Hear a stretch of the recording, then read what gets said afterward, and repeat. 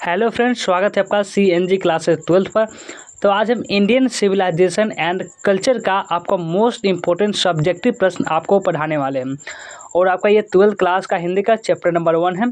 Objective प्रश्न तो आप कहीं से भी रट कर भी याद कर लेते हैं, जो बच जाता है वो आपका होता है सब्जेक्टिव प्रश्न। तो वही आपका आज आपको हम सब्जेक्टिव प्रश्न जितना भी इंपॉर्टेंट है, 5 होगा 6 होगा, वो सभी करवा देने वाला है, ताकि एक भी सब्जेक्टिव प्रश्न भी आपका ना छूटे। तो चलिए पढ़ना स्टार्ट करते हैं। और साथ ही साथ आपको अंग्रेजी में थोड़ा सा भी दिक्कत भी नहीं इसलिए नहीं होने वाली है, क्योंकि नीचे आपको हम हिंदी भी दे दिए हुए हैं, ऊपर अंग्रेजी और नीचे हिंदी। इससे आपको बहुत ही बेहतरीन तरीके से समझ में आ जाएगी। चलिए पढ़ना स्टार्ट करते हैं। देखिए, सबसे पहला प्रश्न क्या कर रहा है कि how is Indian civilization different from European civilization. क्या मतलब इसका कि भारतीय सभ्यता यूरोपीय सभ्यता से किस प्रकार भिन्न है। भिन्न करने का मतलब क्या हुआ, किस प्रकार अलग है। यानी कि भारतीय सभ्यता और यूरोपीय सभ्यता कैसे एक दूसरे से अलग है, यानी कि कैसे डिफरेंट है। How is the Indian civilization different from European civilization. तो आपको आंसर कैसे लिखना है एग्जाम में। अगर मान लीजिए ये प्रश्न आपका एग्जाम में आ जाता है, ये प्रश्न अगर आपको एग्जाम में आता है, तो कैसे आपको इसका आंसर लिखेंगे, चलिए वो आपको हम बताते हैं।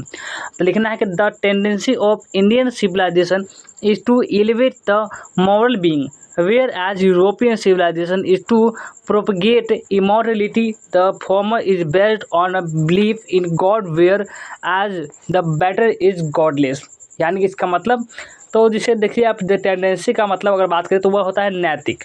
यानी कि the tendency of Indian civilization is to elevate the moral being, whereas European civilization is to propagate immortality. The former is based on a believe in God, whereas the latter is godless. यानी कि भारतीय सभ्यता में नैतिक अधिकार को बढ़ाने की प्रवृत्ति है, जबकि यूरोपीय सभ्यता, यानी आप बात करें भारतीय सभ्यता में जो क्या है, नैतिक जो अधिकार होता है, जो हम देखते हैं जब किसी का नमस्कार बोलते हैं, ग्रीटिंग करते हैं, तो वो ऐसा बाकी कंट्रीज में ऐसा नहीं होता है।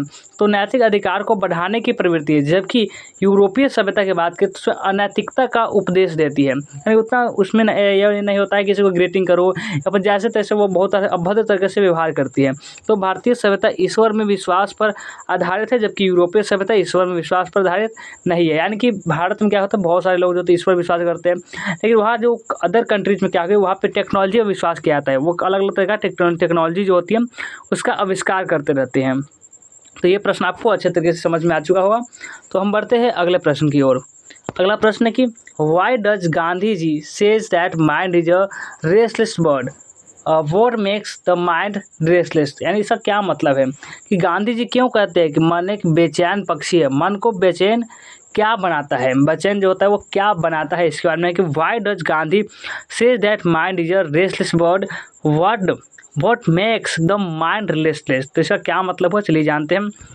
Gandhi ji says that mind is a restless bird because the more it gets, the more it wants, and it still remains unsatisfied. Our passion make our mind restless। यानी कि इसका क्या मतलब हुआ, तो चलिए आपको हिंदी में भी समझा देते हैं। गांधी जी कहते हैं कि मन एक बेचैन पक्षी है। सही बात है, होगा, क्योंकि जितना अधिक इसे मिलता है उतना ही अधिक ये चाहता है, और फिर ये असंतुष्ट रहता है। हमारी वासनाएं हमारे मन को बेचैन बनाती है। कुल मिलाकर ये कहा जा रहा है कि Gandhi ji says that mind is a restless bird because the more it gets, the more it wants, and still remains unsatisfied. Our passion make our mind restless। तो ये हुआ कि आपका 2 नंबर जो प्रश्न है, इसका आंसर आप इस प्रकार से एग्जाम में अगर आएगा तो लिख सकते हैं।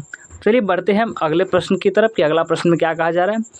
अगला हमारा प्रश्न कि how did our ancestors view large cities, why were they satisfied with small village. यानी कि हमारे पूर्वज बड़े शहरों को किस तरह देखते थे, वे छोटे गांवों से क्यों संतुष्ट थे। बताइए क्यों संतुष्ट है। तो आपको एग्जाम में अगर इस सवाल आता है तो इस प्रकार से लिखना है कि our ancestors viewed that large cities were trap and useless burden, where many vices our flushing and the poor would be robbed by the rich. They were satisfied with small villages because they enjoyed true home rule depending on agriculture। यानी कि कहने का क्या मतलब है, हिंदी में अगर हम समझे तो हमारे पूर्वज बड़े शहरों और को जाल और बेकार का बोझ मानते थे। उसमें जाल होता है, ट्रैप, उसमें मानते थे। जहाँ कई बुराइयाँ पनपती है वहाँ पे ये भी मानते थे कि चोर है, डाकू है, लेकिन गाँव में ये सब, गाँव में बस शांति की तलाश करते थे, लेकिन शांति सिर्फ गाँव में थी, इसलिए वो गाँव में रहा करते थे। और अमीर गरीब को लूटते हैं वे छोटे गाँव को, इसलिए उसमें छोटे गाँव में ही वे संतुष्ट है कि नहीं, हम भैया शहर नहीं जाएंगे, हम गाँव में ही रहेंगे, इसलिए वह गाँव में ही रहना पसंद करते थे। तो ये भी प्रश्न आपका क्लियर होगा, बिल्कुल हो गया होगा। चलिए अगला प्रश्न पर आते हैं। अगला हमारा प्रश्न है कि how did our ancestors enjoy true home rule.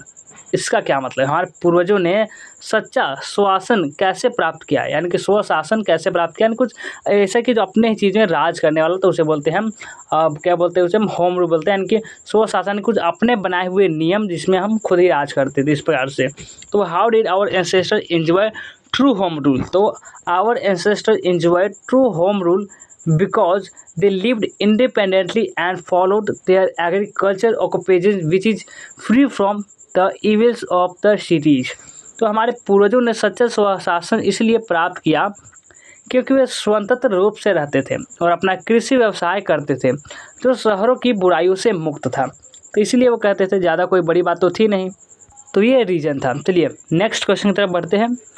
हमारा अगला प्रश्न है what is the civilization in the real sense of the term, यानी कि सभ्यता शब्द के वास्तविक अर्थ में क्या है।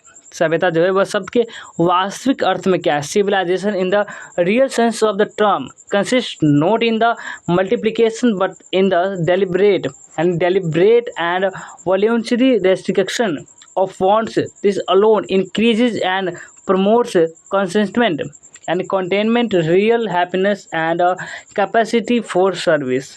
यानी कि what is a civilization in the real sense of the term, यानी कि सभ्यता शब्द के वास्तविक अर्थ में क्या है। तो सभ्यता शब्द के वास्तविक अर्थ में इच्छाओं के गुणन में नहीं बल्कि जानबूझकर और सुरक्षित प्रतिबंध में निहित है। यह अकेले ही संतोष और सेवा की क्षमता को बढ़ाता है।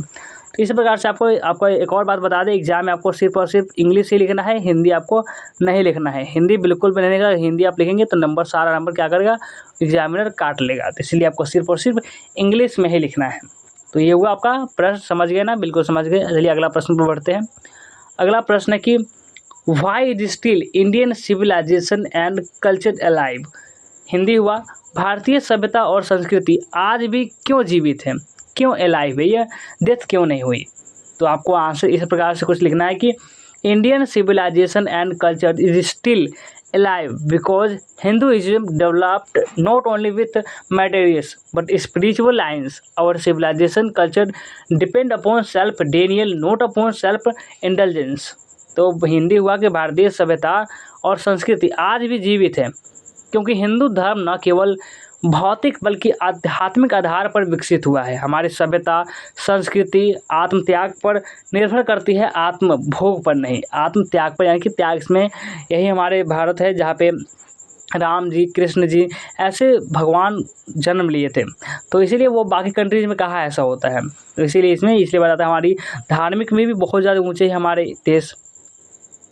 अगला प्रश्न और ये लास्ट क्वेश्चन है, चलिए इसको ध्यान से समझ लेते हैं कि what according to the author is modern civilization और what is the distinguished characteristic of modern civilization. तो इसका यानी कि हिंदी वाक लेखक के अनुसार आधुनिक सभ्यता क्या है या आधुनिक सभ्यता की विशिष्ट विशेषता क्या है। Modern civilisation means the worship of the material which creates brutally in us, it is nothing but the trump of materialism. तो आधुनिक सभ्यता का अर्थ है उस सामग्री की पूजा जो हमारे अंदर क्रूरता पैदा करती है, यह भौतिकवाद की विजय के अलावा और कुछ नहीं है। तो ये कुछ कुल मिलाकर आपको ये हुआ इंडियन सिविलाइजेशन एंड कल्चर का ऑल क्वेश्चन आंसर, यानी कि जो मोस्ट इम्पोर्टेंट था वही करवा है।